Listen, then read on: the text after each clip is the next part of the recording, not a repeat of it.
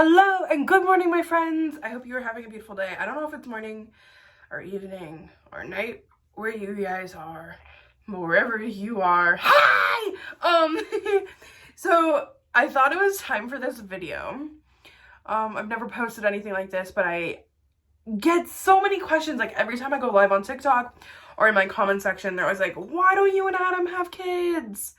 When are you gonna have kids? And like, yeah, it's a curious question that people are gonna have because like you've seen us for the last couple of years and everyone knows we're married and we've been together for a super long time. So like, yo, babies, where are they at? It's also the kind of question, it's such a taboo question to ask because a lot of people, you know, say don't ask that question. And I kind of agree with that. It's not that it's no one's business, but everyone has like their own story and you don't know how sad that story could be. Unfortunately, our story when it comes to kids, it is sad and it is dark. But it doesn't hurt me the way that it used to. And maybe it's because I know it's gonna come in the future, or maybe it's because I've found peace. But I look back at the girl who experienced everything and I just want to hug her and tell her that it gets better and it doesn't have to be this dark place, because I lived there like oil and water for a really long time. I feel like there's so many story times that I can make for you guys that would just kind of blow your mind that you probably wouldn't know about me. But this is one for you guys because I kind of want to have a place to be like, videos on YouTube, let's monetize this sad story. I'm gonna be honest with you guys, that's what we have here, an open line of honest communication. So why don't Adam and I have babies? When Adam and I got married, I knew I wanted to have a family. When we were together, like when I was a teenager and stuff, like, I kind of wanted kids. Adam did not want kids. It was just not what he was into. And I respected that. Like, I didn't believe him. So it wasn't until like we got married and everyone was having kids where we were like, okay, let's try one time. You know, we kind of lived like this aspect of like, the world is so messed up. Why would we bring anyone into this? But something changes in you when you're in your early 20s. And I remember saying, let's just try it once. Because it never happens on the first try. It happened on the first try. I remember my period was like a week late. And I was like, my boobs hurt so bad, dude. So I took a test. And I remember like putting it on the tub. And I like got my clothes on. And I turned, I look at it. And I saw those two lines. And it was like, boom. Like something from my soul just fell into my stomach. And I was like, holy... whoa. And I remember going into Adam and being like, look at this. And we were both just terrified in this moment because like we knew what we did, but we didn't like expect it to like happen. And I remember going for a walk and coming home and just throwing up my brains, being like, is this morning sickness or is this fear? Because I was very early in my 20s. And I remember going to work and it was so weird. It's like knowing just changed my chemistry because I started to get really sick. And like we know morning sickness, this was kind of beyond morning sickness. It was called hyperemesis giardium. It's like morning sickness that doesn't stop. So I ended up not being able to go to work. So for the next like couple months I was home and I was living between home and the emergency room because I couldn't intake water. I couldn't intake anything. So I would go and I would get IVs and stuff because I get these horrible migraines and I couldn't take medication for the migraines, and it was just this cluster of just terrible things going on. So we're coming into the end, like a couple months down, I'm feeling so much better. Like I am feeling alive again. I'm eating a bit. I'm at the point where I can bathe, I can take care of myself, I can eat a little bit. I got the barfing under control. For the most part, and I was really excited for Adam because Adam was supposed to go away on this fishing trip where he drives like 14 hours to get there. So the day before he goes, I start to have some spotting, TMI, and I'm like, okay, this doesn't feel right. Something's not right. So I end up, I'm like, let's go to the emergency room. So we go to the emergency room and they have this portable ultrasound machine, and they take it out, and he's like, okay, like, I'm not seeing too much, but like, it's because of the machine, but I see a heartbeat, so everything's good, but I'm gonna have you come in tomorrow for a formal ultrasound, just to double check, but don't worry, everything's totally fine, you're good. And I was like, oh, peace of mind. Thank you, doctor. This is all I needed. I just need to know that they were okay. Her heart was beating, everything was great. So I went home, and Adam left that day at 2 in the morning or like 1 a.m. with his parents to go on this fishing trip 14 hours away. I wake up for my ultrasound at 6:30. I'm there at 7, and the lady, like, I don't know what it is with ultrasound texts. Please let me know in the comment section. Why are they all, like, 90% of them very mean? I felt so uncomfortable going in. She wouldn't acknowledge when I spoke to her. It was very weird. She did the ultrasound. She puts me in this room. She's like, a doctor will be here. And she just walks away. I'm like, cool beans, dude. So I'm sitting there, I'm feeling pretty good about stuff. I'm in my little room, and this doctor comes in and he sits beside me, and he's like, okay, so yep, gestational, we're about here and this and that, yep. And I'm like, oh yeah, this is cool. And then he ends on, there was no heartbeat though anymore. And it was so weird because the way that he spoke to me before was like everything was fine. And I remember looking at this doctor and just not connecting, and I'm like, did you say? He's like, yes, there's no heartbeat. And then he goes into this talk, he's like, yes, your levels are at this and they haven't dropped, so your body still thinks that you're pregnant, because literally the night before, like 8 hours earlier, there was like a heartbeat. And he literally just says to me, he's like, yeah, this is this, come back tomorrow, we'll see if your levels have dropped.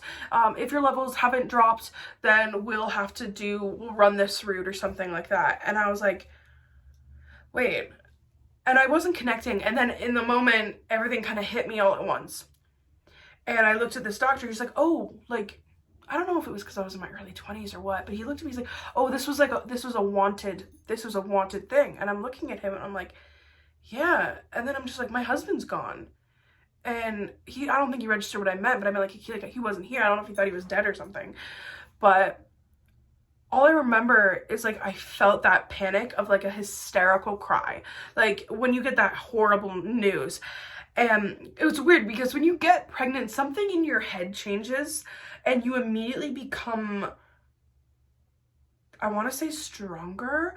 You get this new purpose where I'm like, I have something really to take care of. Like not like when I got my dog. I know it's like, it was so stupid to relate, but like something changed in me. I was bossy. I was on top of things. I was just like, I don't know. It was weird.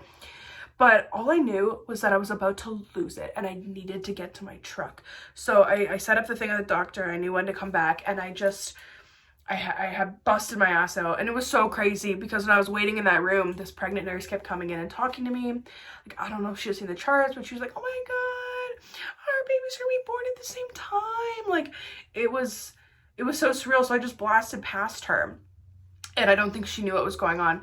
And I get in my truck and I turn my truck on, and what starts playing? Happy by Pharrell. I can't listen to that song to this day. And I didn't know what to do. I didn't know to call Adam or my mom. So I drove about 1 kilometer away to my high school, and I just parked there. I wasn't in high school, just my old high school. And I called my mom and I'm like, Mom, there's no heartbeat. You know, it's over. And I don't know, she was in shock. She's like, I'm so sorry. And then she was like, I have to go. I'm going to Walmart. And like, I know it didn't come from a mean place, but it's just like such a terrible thing to say. Anyways, I call Adam and I'm freaking out. And I'm like, I don't know what to do and I don't want to be alone. And I'm freaking out. He's like, I got you, girl. I got you. I'm coming home. My parents are dropping me off at the Greyhound. I'm in a Greyhound home. So now I go into the next like 8 hours of my life, 10 hours, where I'm waiting for Adam to get home. And it is just the scariest time. I get home, I'm in this rage, I'm deleting everybody on Facebook. Don't ask me why those correlate, I have no idea. I'm listening to sad music. I'm finally, like, my body caught up or something, and I didn't feel sick, and I was just power eating because I felt so crappy. And then this storm came. And it was an unbelievable storm. It was the worst thunderstorm we'd had in the longest time. and I had to pick up Adam. And I had to drive 2 hours into Toronto to pick up Adam. I got in my car. I did not have enough charge on my phone. I was not stable. I was really grieving. And I hadn't even been through the horrible part yet. And I drove to Toronto in this insane storm. I'm not a good driver when it comes to like inner city stuff, like getting on highways and off and stuff like that. I'm like crying the whole way. The radio isn't working. I can barely see. The wipers aren't going fast enough. I get into Toronto. I can't find where I'm supposed to pick him up. I can't find it at all. My phone is about to die. I have 3%. I'm in the middle of, I think it was the Eaton Center. I'm in the parking lot outside of my car in the pouring rain, and I'm just looking at my phone, and I'm like, you know what? I can't do this. And I shut down, and I take my phone, and I crawl into the back of this is the Honda Accord, like they didn't even back door, so I just crawled in the back, and I just laid on the seats in this empty parking lot at like 10 o'clock at night, and I'm bawling my eyes out, because here I am, somewhere I don't know. I don't know where Adam is. I can't find Adam. My phone's about to die. I'm stuck in Toronto. I don't know how to get home. I don't know anything. I'm laying there. I'm looking at my phone. There's 3%. And I had texted him like, I can't find you. Oh, even thinking about that moment, like I don't think I can correlate into speech how terrible this moment was. So I'm at 3% on my phone and it rings. And I pick it up. And I'm like, I can't find you and I don't know what to do. And he's like, I see the car. He's like, you see that intersection? I'm in that intersection. And I drove to this intersection, and right at that red light, I just threw it into park, and I got out of the car, and it was like a movie, and I ran in the rain to Adam, and he ran to me, and he got in the driver's seat. And I cried so much at that point that I didn't have any more to cry. And we were like sitting in this Wendy's, and we're both drenched, and we're just trying to talk about like what's gonna happen. And it's a little TMI, I know it won't be approved on YouTube. So what happened next was about a week later, and it was graphic and bad. And then after that, I started to get dizzy. So a couple weeks after I went back to work, I shouldn't have.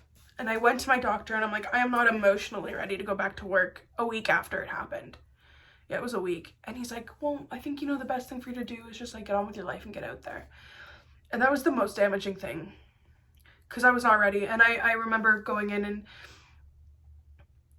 working, and I started to get dizzy, and I thought like it was anxiety and panic. And then I started having these drops. So I get really dizzy and panic, and I would pass out almost. Like I'd fall to the ground, and I didn't pass out, but I was like disconnected. It was very weird. And it kept getting worse, and then the vertigo didn't go away. So at first it like came in like these little tiny bouts, but then the vertigo just didn't stop being vertigo. So I was off work again, and I was stuck at home and in bed, and I thought in my head that this was just anxiety and depression, and the only way to cure this was like, we gotta have a baby, we have to make this happen. And because it happened that first time, I had very high hopes that it would, but it didn't. And I was getting sicker, and finally I started going to like neurologists about it, and I got diagnosed with Meniere's disease, which is like an inner ear thing. It gives you vertigo and stuff like that. I'm very happy to say right now that I have not had a Meniere's attack in years. It's something that can phase out too. Like people have it and then it burns out and it's just gone forever. But I had become obsessed with the fact that like I wanted to have a baby, like that was going to fix us. We needed to have our family and everything was going to be better. But it didn't happen. And a year later, I was still at home and I was still so upset, and it still had not happened. So I reached out to a fertility clinic, and they had me in, and they did these tests that were so internal and painful to figure out what was wrong with me and why we couldn't have kids. They would do these scopes and use these liquids, and they were all these like, nothing against male doctors, but they just don't get it.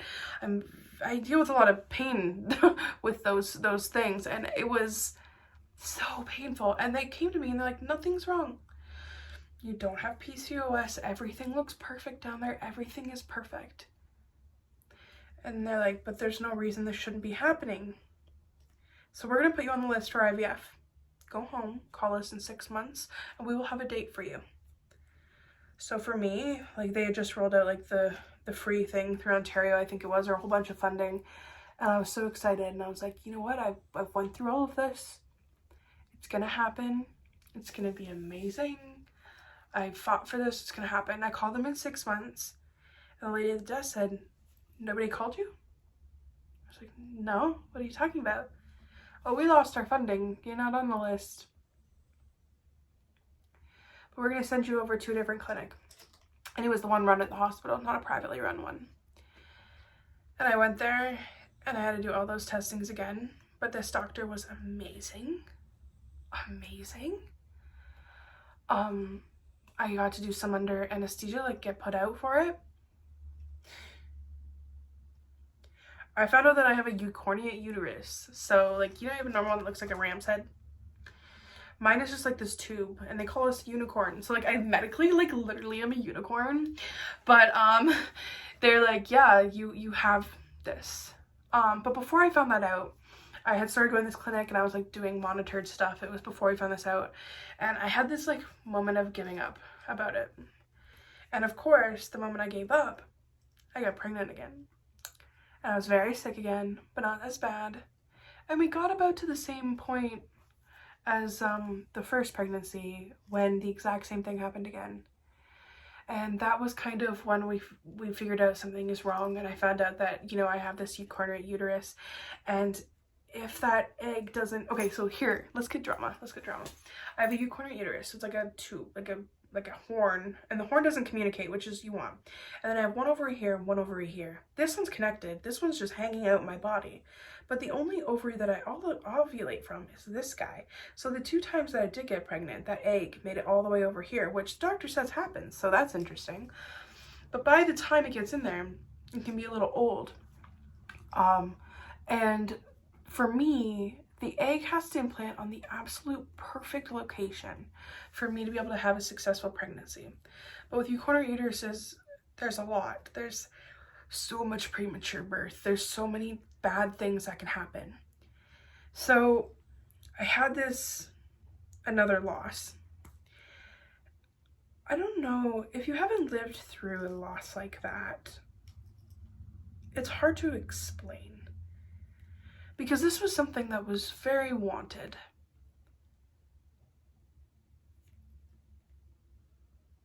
And planned for, and worked towards so hard, and took every step that we could. And we had this room in our house. It's so weird. It's like this haunted room where, you know, you're setting up for this little life, and then you take it all down more than once, and you buy these little things, like books and stuffed animals, and you're so excited to give this to someone who's not here yet, and then it's gone. And then in the meantime, you know, you have to watch these people on the news that do these horrible things to their children, and you're just like, can you just put them on my front step? I would take the best care.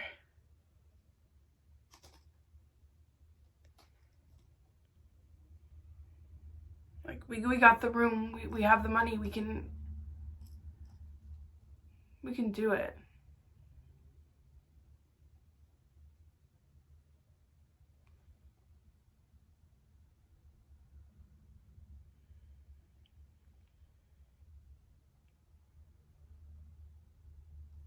Going through, like, having to, like, after they passed away and having to, like, do the other part is very strange. And I'll never forget the second one. I had this cell phone, and right after, you know, this alarm went off on my phone, and I don't remember setting it, but it was set weekly, and for 6 months, every Wednesday, a few minutes after 12, it would go off. And I didn't cancel it. Like, it took like 6 months to stop the alarm from going off.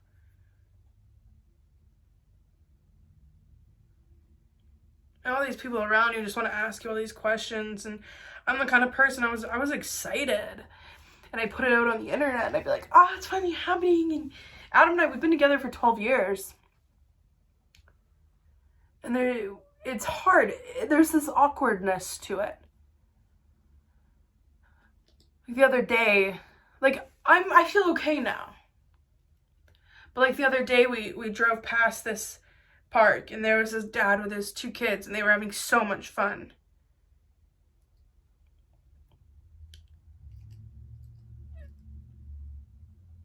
And it was weird, because in the past, Adam, like, really didn't care about having kids. He'd just be like, I just want you. I just love you. If I'm with you, I'm happy. And I feel so thankful for Adam, because I know there's a lot of men out there that would be like, would move on.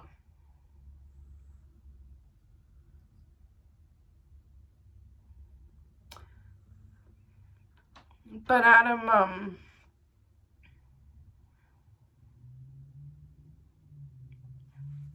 he really loves me. And that's one thing I've never doubted in my life. And he's always said, he's like, I have you. That's what I want in this life.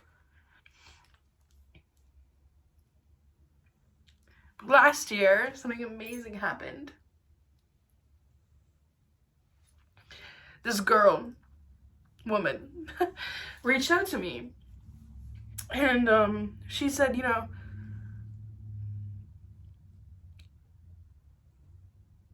in the past, when we were in elementary school, like, you helped me, and I remember just liking you.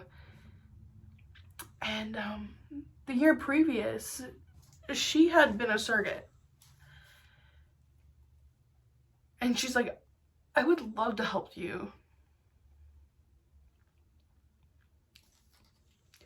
And people had offered in the past, you know, but it felt different this time.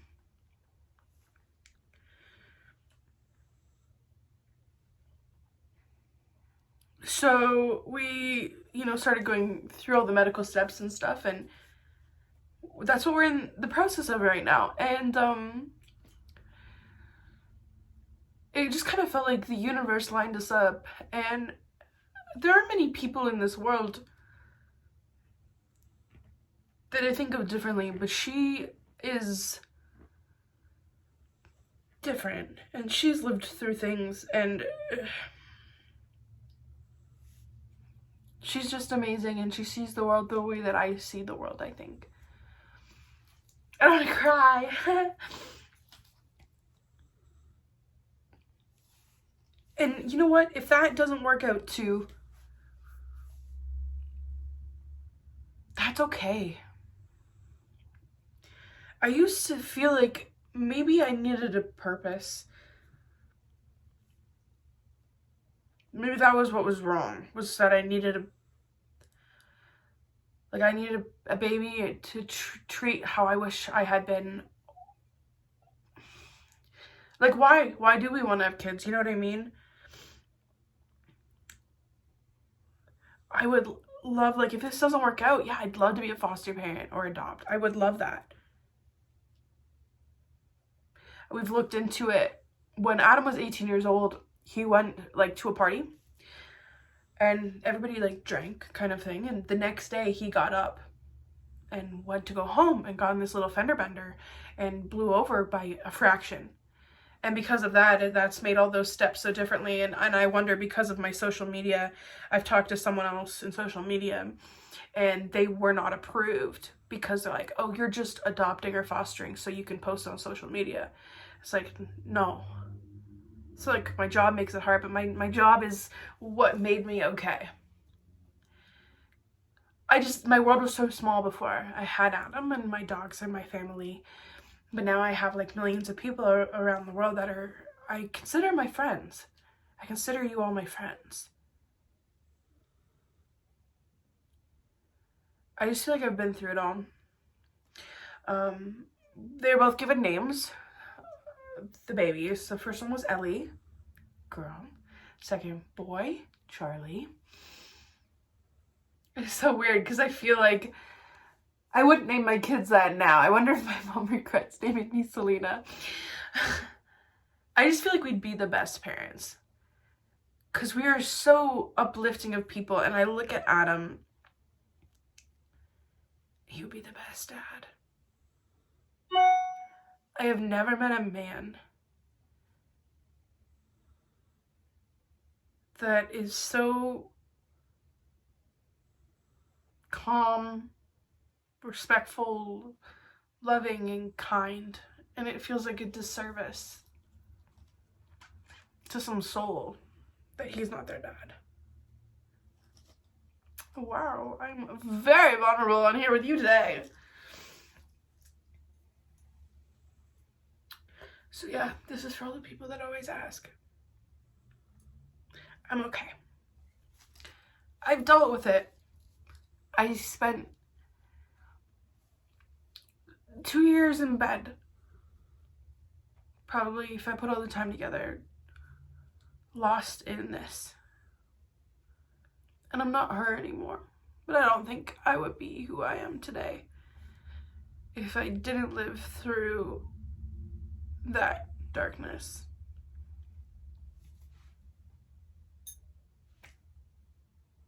If you are struggling with fertility, don't take your time. There's a lot of resources that'll help you out there, and sometimes it's just as easy as getting on like a medication to get you to ovulate or something. But I love you guys, and be tender to people, because you don't know what they've lived through and what they've seen. I have a lot of stories, some things that I'm not ready to talk about. I came out last year that I was going to write a book about my life. And I tried. But there were some conversations that I needed to have with people first. Things that I want them to know from me, not from a book. But I'm just not ready to have those conversations yet. And that's why the vampire book's coming out. And I have a really cool book after that I think you guys can really like. I love to write. And I love funny stuff. But I love you guys. If you want to check out my books, link down below. I feel like it's not the right video to promo stuff. Thanks for being here today. Thanks for watching this. I hope it helps you understand who I am better. And hey, I'll adopt your baby. I'm kidding. Okay, I am. I love you guys. Have a beautiful day. And it's so lightly snowing outside, and it's just, today feels like a good day. I love you.